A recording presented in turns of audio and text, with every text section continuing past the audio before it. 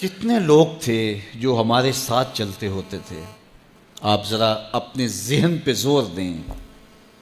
بچپن کے دوست، کلاس فیلوز، کاروباری ساتھی، گلی محلے کے لوگ، رشتہ دار، اعزاء و اقربا، آباء و اجداد، اور کتنے لوگ آپ کے مخالفین، معاندین، یہ ساری فہرست ذہن میں لائیں تو ایک دم خیال پڑتا ہے فلاں بھی چلا گیا، فلاں بھی چلا گیا۔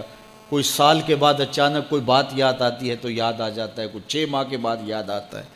کئی ایسے لوگ ہیں کہ سال ہا سال بعد یاد، ہاں وہ بھی ہوتا تھا۔ مٹی کا رزق بن گئے، قصہ پارینہ بن گئے۔ کہانی تو اتنی سی ہے نا، جو اکڑ اکڑ کے چلتے تھے آج وہ مٹی کا رزق بن گئے ہیں۔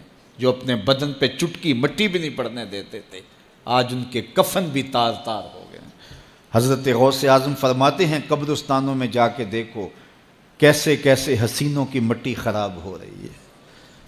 اللہ اکبر، بدن خاک میں مل گئے، ہڈیاں چور چور ہو گئی، ریزہ ریزہ ہو گئی، قبروں کے نشان بھی مٹ گئے، کتبے بھی ٹوٹ گئے، مٹ گیا مشتاق دل سے رنگے یاد رفتگاں، پھول مہنگے ہو گئے، قبریں پرانی ہو گئی۔ کون کسی کو یاد کرتا ہے؟ اور اسی طرح ہم مل کے مٹی کا رزق بننے والے ہیں، لیکن کوئی ایسا کام چھوڑ جائیں گے، اپنے رب سے جڑ جائیں گے، اپنے رب کے بندوں سے جڑ جائیں گے، رسول کریم کے دامن کو تھام لیں گے تو پھر موت بھی مرنے نہیں دے گی۔ پھر سرخرو اور سر بلند ہوں گے، پھر عزتوں کے تاج سروں پہ رکھے جائیں گے، وقار کی مسند پہ بٹھائے جائیں گے۔ فقیر نام تنا دا باہو، قبر جنا دی جیوے ہو۔ پھر قبروں پہ بھی چراغاں ہوگا جب ہم ان سے جڑ جائیں گے۔ تو یہ مختصر زندگی کی تمام تر لطافتوں کے حصول کے ساتھ گزرنی چاہیے۔ کتنے نوجوان ہیں جنہوں نے اپنی توبہ کو مؤخر کیا تھا بڑھاپے کے لیے، اور آج قبرستانوں میں دفن ہیں۔ آپ جا کے قبرستانوں میں دیکھیں، وہ سوچتے تھے کہ ابھی تو جوانی ہے، جوانی سے لطف اندوز ہو لیں، بڑھاپے میں توبہ کر لیں گے، لیکن بڑھاپا نہیں آیا، موت آ گئی۔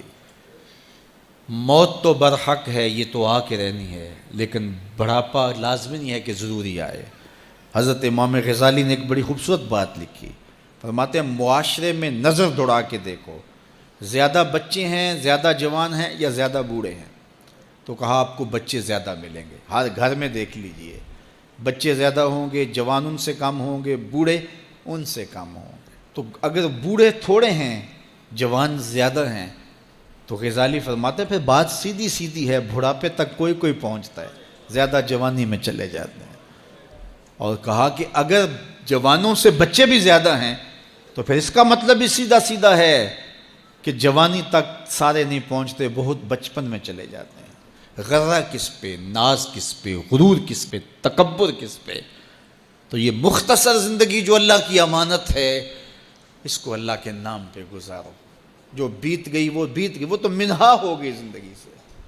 وہ مجھے رات سے کچھ لوگ میسج بھیج رہے ہیں کہ آج 16 مارچ ہے اور آپ کا پیدائش کا دن ہے، مبارک ہو، اللہ سب کو جزا دے۔ لیکن میں آج اپنی چھوٹی بیٹی کو بھی کہہ رہا تھا، وہ مجھے بولی کہ ابو آپ کو مبارک ہو، تو میں نے کہا کہ آپ ہاتھ اٹھا کے اللہ کی بارگاہ میں دعا کرو کہ اللہ آپ کے باپ کے 46 سال کے گناہ معاف کر دے۔ یہ تو زندگی گزر گئی ہے، 46 سال میرے ہاتھ سے نکل گئے ہیں، میں الٹا بھی لٹک جاؤں تو یہ میرے ہاتھ نہیں آ سکتے۔ اگر میں نے اچھے گزارے ہیں تو مجھے مبارک ہو، اگر قبول ہو گئے ہیں، اور اگر اچھے نہیں گزرے تو مجھے توبہ کرنی چاہیے، زندگی کی کوتاہیوں سے توبہ کرنی چاہیے۔ ہم سمجھتے ہیں ہم بڑے ہو رہے ہیں، حقیقت میں ہم چھوٹے ہو رہے ہیں۔ ہم اپنی زندگی کے اہداف طے کریں، زندگی کے مقاصد طے کریں، ساری زندگی اس کے گرد سفر کرنی چاہیے۔ کئی لوگ ساری زندگی گزار دیتے ہیں، ان کو ساری زندگی راستہ ہی نہیں ملتا کہ جانا کدھر ہے۔ وہ کیوں؟ وَأَضَلُّ السَّبِيلَ، اللہ فرماتا وہ بھٹکے ہوئے مسافر ہوتے ہیں۔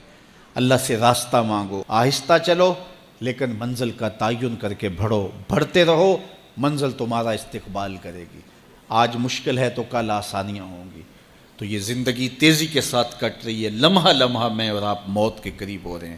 قبل اس سے کہ وہ وقت آئے کوئی حجت باقی نہ رہے، مجھے اور آپ کو اپنی آخرت کی تیاری کی کوشش کرنی چاہیے۔